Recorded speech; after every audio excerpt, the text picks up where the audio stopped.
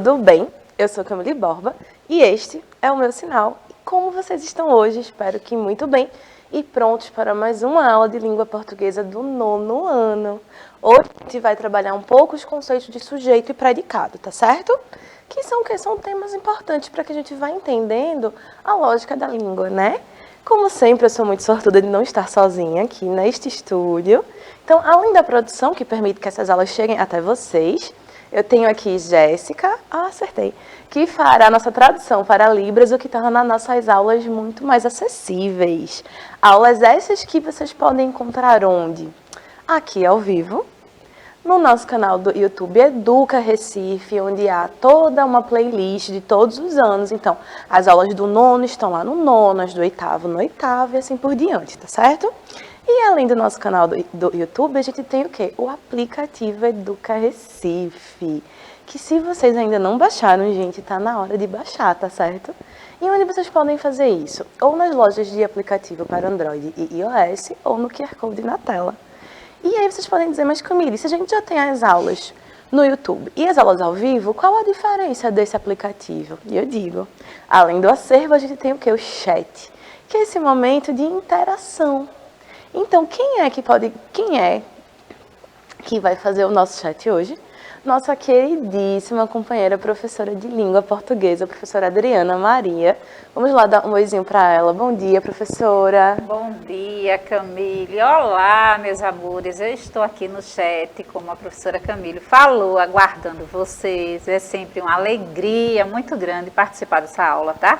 E conversar com vocês aqui, 9º ano, que foi o nosso 8º ano passado. Então, novo ano, novas ideias, novas aulas. Aproveita a aula dessa professora. E como vocês sabem, vocês não precisam ter o quê? Medo. Se tiver dúvida, um comentário, uma crítica, não tem problema, jogue no chat que a gente resolve, tá certo? Então, como eu já disse, a gente hoje vai falar um pouco sobre a relação entre sujeito e predicado. E aí, para a gente trabalhar isso, a minha proposta, na verdade são duas propostas. Primeiro, a gente observar uma imagem, e eu vou trazer a descrição dessa imagem. E eu trouxe também um poema que vocês já viram algumas aulas atrás, e a gente vai retomar, tá certo? Então, ó, primeiro a gente tem essa imagem, isso em tela cheia.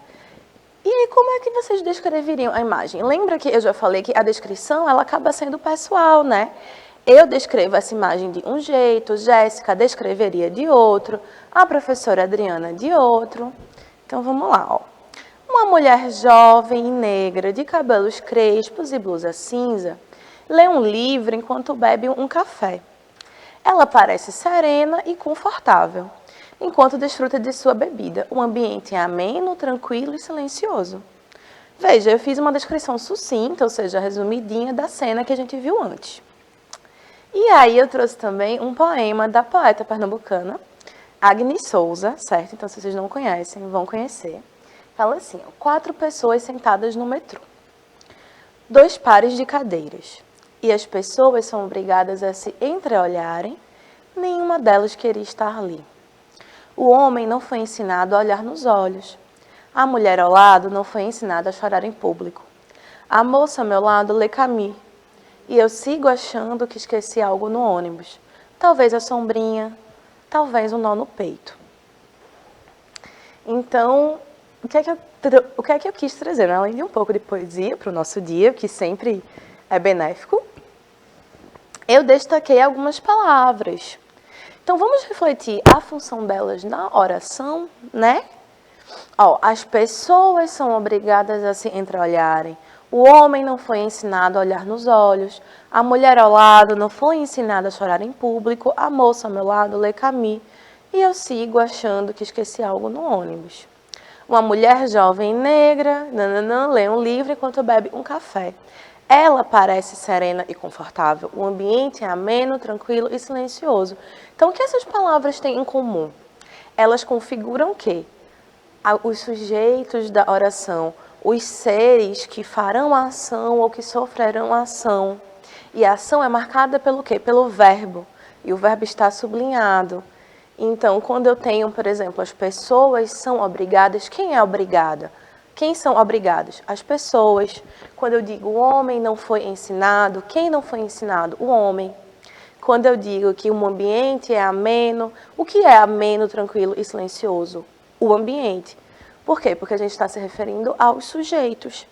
Então, as palavras destacadas, elas vão exercer o quê? A função de sujeitos. E o que isso quer dizer? O sujeito é aquele elemento, ser ou seres, de quem se declara alguma coisa. O sujeito será aquele de quem se fala. Se eu digo Jéssica é bonita, quem é o sujeito? O sujeito vai ser sobre quem eu falo. E quem eu falo nesse caso? Jéssica. Tranquilo? E aí eu queria relembrar com vocês alguns conceitinhos de oração, frase e período, tá certo? Porque acho que é importante a gente relembrar esse conhecimento para a gente conseguir fazer as análises das orações, tá? Então, frase é qualquer enunciado linguístico que possui um sentido completo, ou seja, ela não vai precisar de um verbo. Já oração é um enunciado que contém um verbo ou uma locução verbal e que pode apresentar ou não um sentido completo.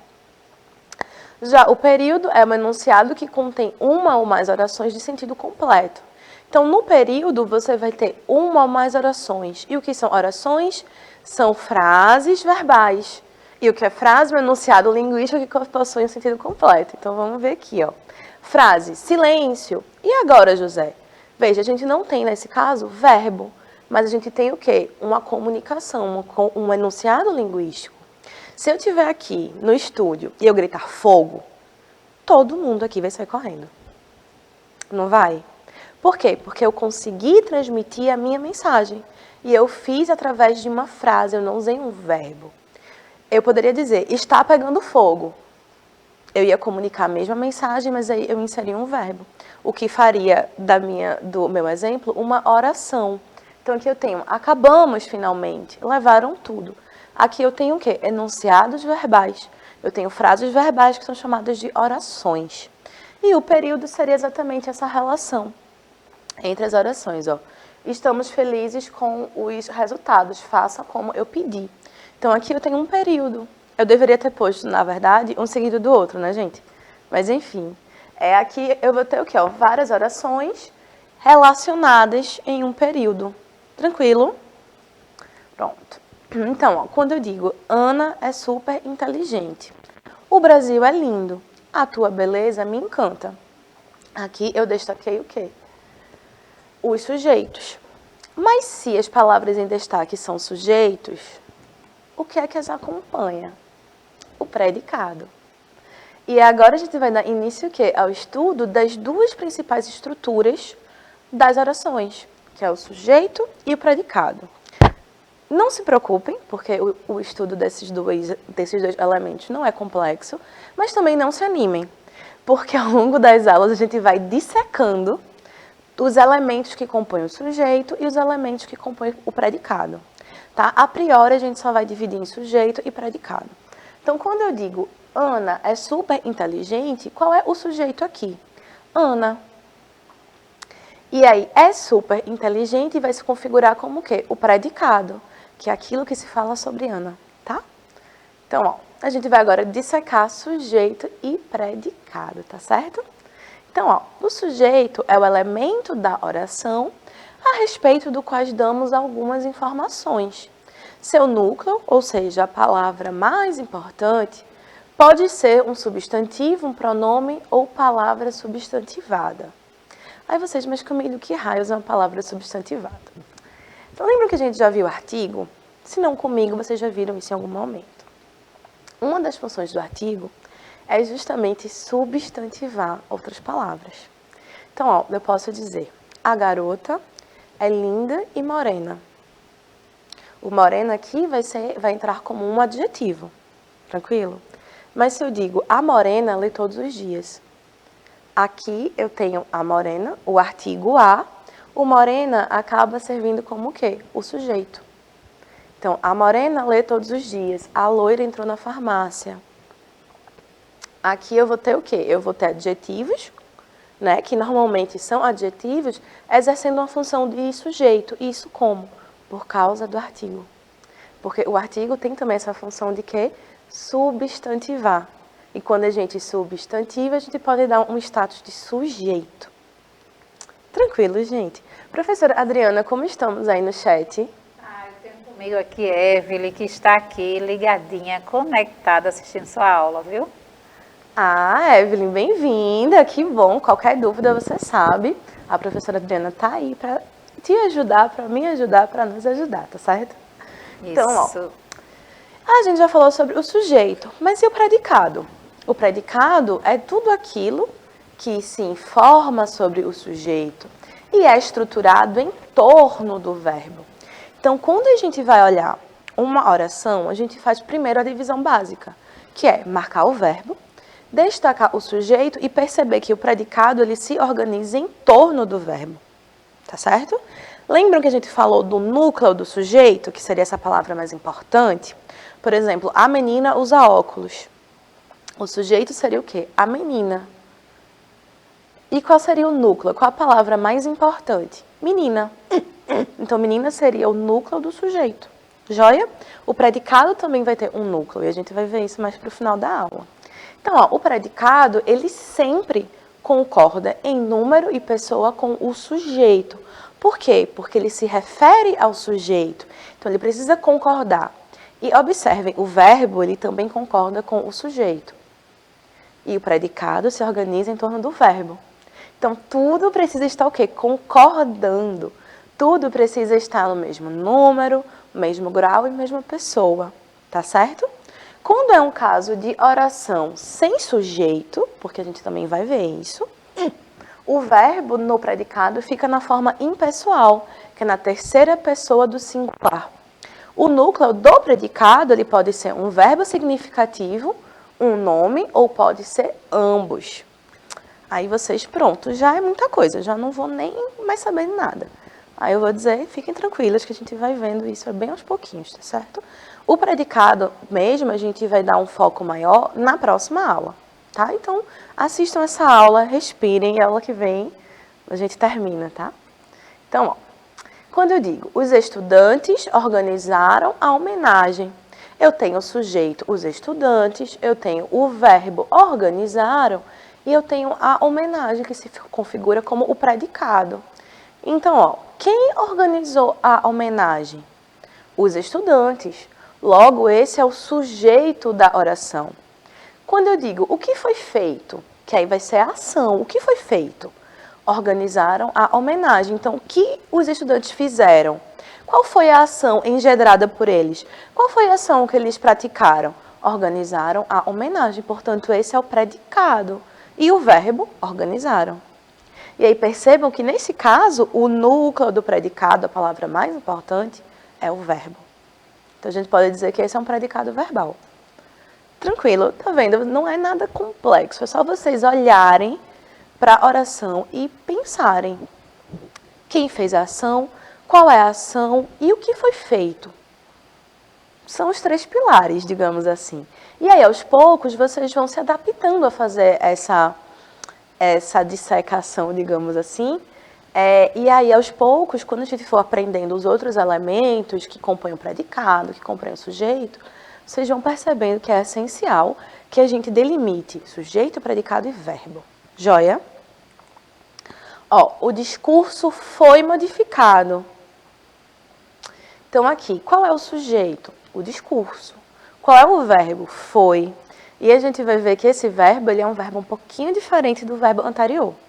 Porque aqui é um verbo de ligação. É um verbo, digamos, que seja um pouquinho mais fraco. Ele vai ligar o sujeito e o predicado. Ele não vai necessariamente falar sobre uma ação, tá? E aí, ó, quem ou o que foi modificado? O discurso. Logo, o discurso é o sujeito, é aquele que sofre ação, é aquele que fará ação, é aquele sobre quem se fala, né?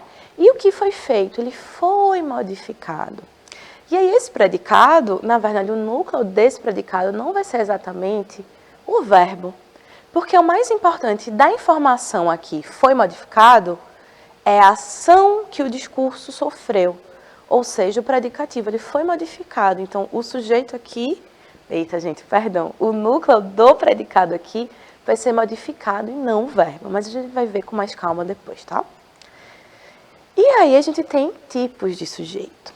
E a gente não tem somente um tipo de sujeito, assim como a gente tem tipos de substantivo, tipos de adjetivo, tipos de verbo, tipos de sujeito, tipos de predicado, porque a língua ela é múltipla, então a gente vai ter diversos casos, tá? E eu juro que esse assunto é bem tranquilinho.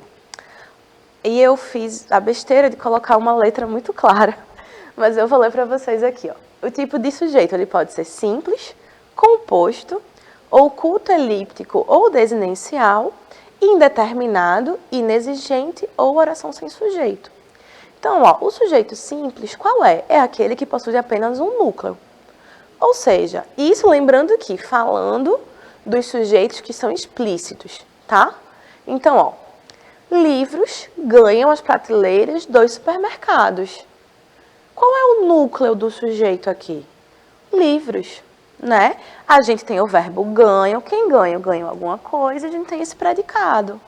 Então, observem que aqui o predicado ele se organiza em torno do verbo e ele vai falar sobre o sujeito. O que é que os livros fizeram? Eles ganharam as prateleiras dos supermercados, então o núcleo aqui é livros. Quando eu digo que eu tenho um sujeito composto, eu não vou ter só um núcleo, eu vou ter um núcleo, vou ter dois núcleos ou mais. Então, eu vou ter mais de um núcleo. Então, jogadores e torcedores reclamaram da arbitragem. Então, percebam, qual é o núcleo aqui? Jogadores e torcedores. É o núcleo do sujeito. Eu sei que para vocês parece não fazer muito sentido eu falar em núcleo quando eu trago o sujeito quase que pelado, digamos assim. Mas, por exemplo, eu poderia dizer, muitos jogadores e torcedores reclamaram da arbitragem. O núcleo não incluiria a palavra muitos. Incluiria somente jogadores e torcedores. Então, recapitulando, o sujeito simples é aquele que possui só um núcleo, por exemplo, Camille dá aula. Joia? Um sujeito composto, ele vai ter mais de um núcleo. Então, Camille, Adriana e Viviane dão aulas de português. Então, aqui eu vou ter um núcleo triplo, eu vou ter um núcleo composto, eu vou ter vários sujeitos realizando a ação. Vários sujeitos sofrendo ação ou vários sujeitos sobre quem se fala alguma coisa, tá certo? E a gente tem o sujeito oculto, elíptico ou desinencial. Vocês podem chamar das três formas, vai depender muito de como a professora de vocês também trabalha, tá? Então, ó, é aquele que não vem expresso. Então, diferentemente de dizer que livros ganharam os supermercados ou Camille dá aula de português, eu vou ter um sujeito que ele está implícito, ele está oculto. A gente consegue descobrir por onde? Como que a gente consegue descobrir?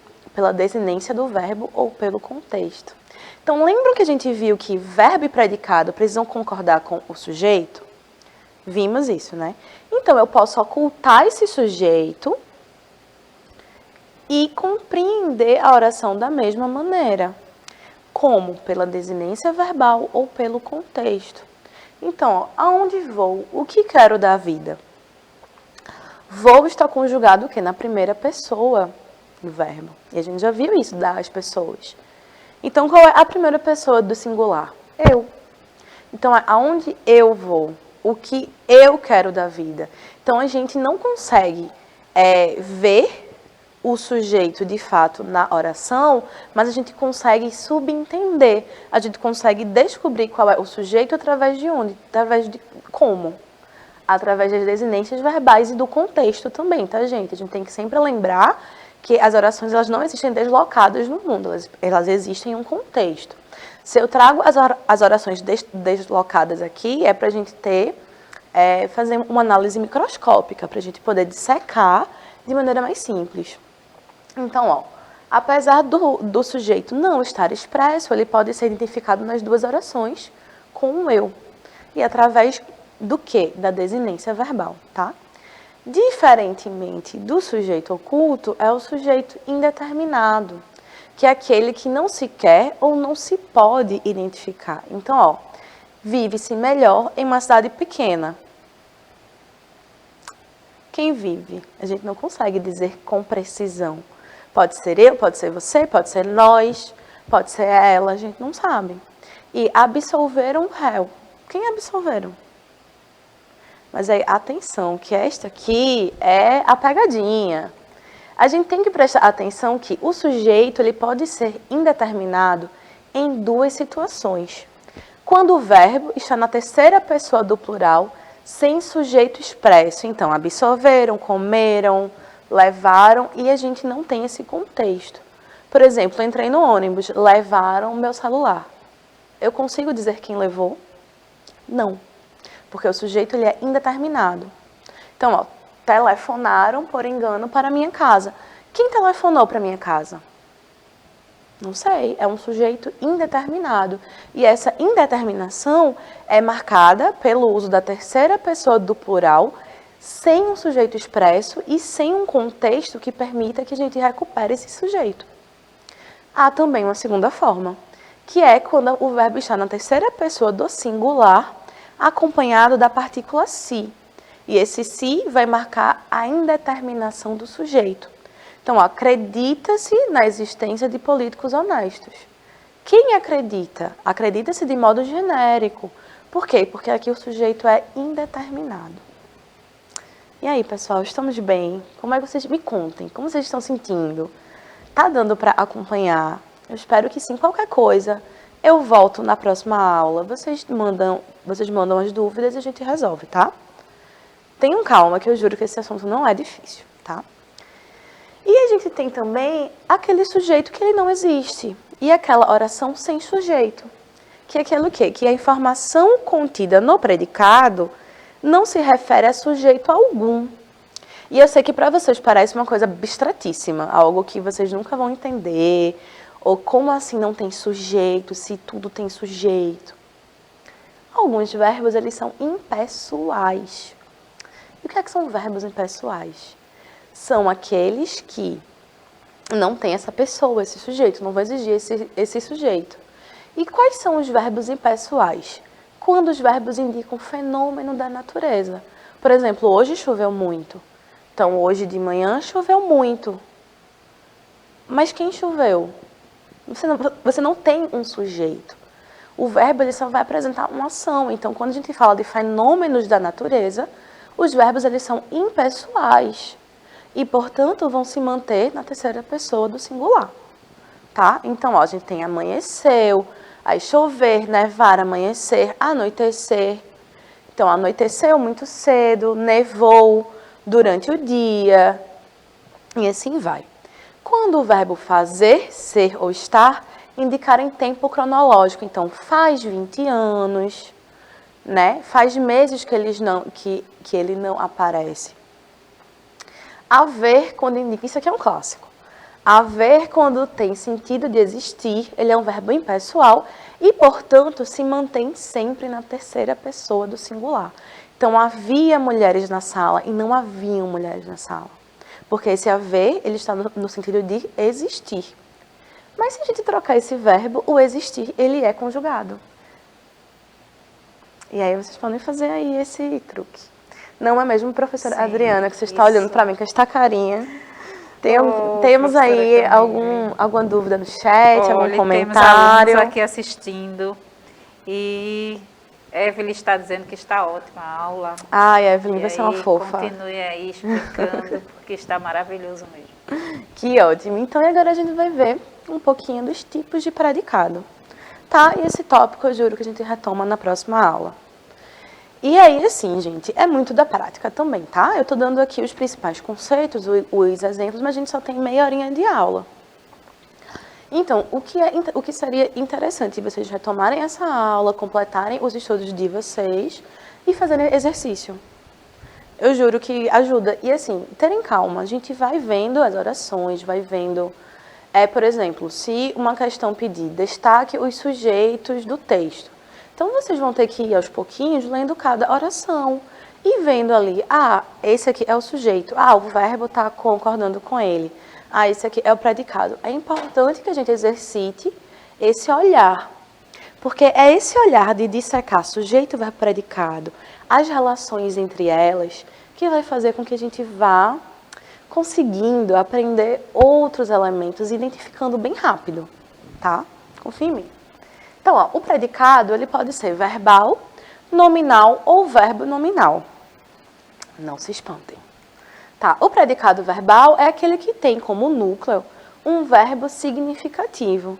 Então, ó, ministro anuncia reajustes de impostos. Qual é o núcleo aqui do predicado? Anuncia. É a parte mais importante. Não é? Ministro faz o quê? Ele anuncia. Então, é a parte mais importante do predicado. Por isso que é um verbo. Por isso que é um predicado verbal e a gente fala de um verbo significativo. Porque, além do verbo significativo, a gente tem os verbos de ligação, que constituem o predicado nominal. E no predicado nominal, a palavra mais importante não vai ser o verbo. A gente vai ver qual é. O predicado nominal é aquele cujo núcleo é um nome predicativo. Nesse tipo de predicado, o verbo não é significativo e sim de ligação. O que isso quer dizer? O verbo serve de elo entre sujeito e o predicativo. Vai fazer só essa ponte entre o sujeito e o nome que se dá ao sujeito e ao predicativo do sujeito. Então, ó, todos estavam apressados. Nesse núcleo é mais importante eu saber o que é que eles estavam ou o que eles estavam. É mais importante saber o que eles estavam, que é o nome, apressados. Então, a Adriana é linda. É importante eu saber que ela é ou o que ela é. O que ela é. Por isso a gente tem o quê? O predicativo. E esse vai ser o núcleo do nosso predicado, tá? E a gente tem o predicado verbo nominal, que de maneira simples vai possuir um núcleo verbal e um núcleo nominal. Ó, é aquele que possui dois núcleos. Um verbo significativo e um predicativo do sujeito ou objeto. Então, ó, o juiz julgou.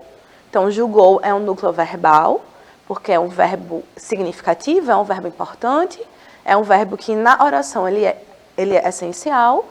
E o culpado, que vai ser o predicativo do objeto, que é o réu. Então, aqui a gente vai ter dois núcleos. Tranquilo, gente?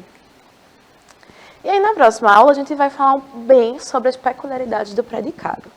Para encerrar nossa aula de hoje, infelizmente, eu trouxe aqui uma citaçãozinha de Clarice Lispector para a gente refletir, tá? Até cortar os próprios defeitos pode ser perigoso. Nunca se sabe qual é o defeito que sustenta o nosso edifício inteiro. Então, ó, vamos pensar um pouquinho sobre isso, né? O quanto a gente precisa se conhecer e como nós somos feitos de todas as nossas peculiaridades, qualidades e defeitos. Então, eu fico por aqui, vou passar para a professora Adriana se despedir de vocês. Obrigada pela presença, eu já volto. Minha gente, foi maravilhoso estar com vocês aqui no chat, com a professora Camille. Até a próxima aula. Beijão para vocês. Gente, obrigada por tudo. Obrigada a quem ficou, obrigada a Evelyn pela presença, obrigada a Jéssica, a professora Adriana e a produção que faz com que as aulas cheguem até vocês. Um beijo e até a próxima.